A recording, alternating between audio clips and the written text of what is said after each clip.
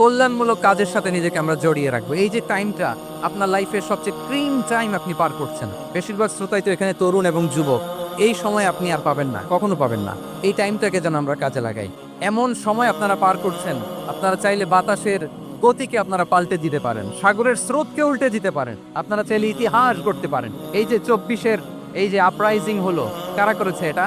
হ্যাঁ, প্রবীণরা না নবীনরা? বলেন তো। এই যে আবু সাইদ বুক টান টান করে যে দাঁড়িয়েছে, সে কি বুড়া মানুষ ছিল না যুবক ছিল আপনাদের মতো? আল্লাহ রাসূল সাল্লাল্লাহু আলাইহি ওয়া আলিহি ওয়াসাল্লাম তিনি বলেন, ইগতানিম খামসান ক্বাবলা খামসিন, পাঁচ জিনিস ফুরিয়ে যাওয়ার আগে পাঁচ জিনিসকে গনিমত মনে করো, গুরুত্বপূর্ণ মনে করো। এর মধ্যে একটা হচ্ছে শাবাবাকা ক্বাবলা হারামিক, তোমার বার্ধক্য আসার আগে তোমার এই যৌবনকে, প্রৌঢ়ত্বের আগে এই যৌবনকে কাজে লাগাও।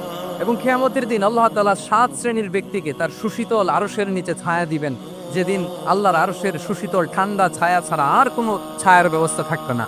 ওই 7 শ্রেণীর ব্যক্তির মধ্যে এক ব্যক্তি হচ্ছে ওয়াশাবুন নাশাআ ফি ইবাদাতিল্লাহ, এমন যুবক যে আল্লাহর ইবাদতে তার যৌবনকে কাটিয়েছে। বলেন ওইরকম যুবক হতে আমরা চাই কি চাই না?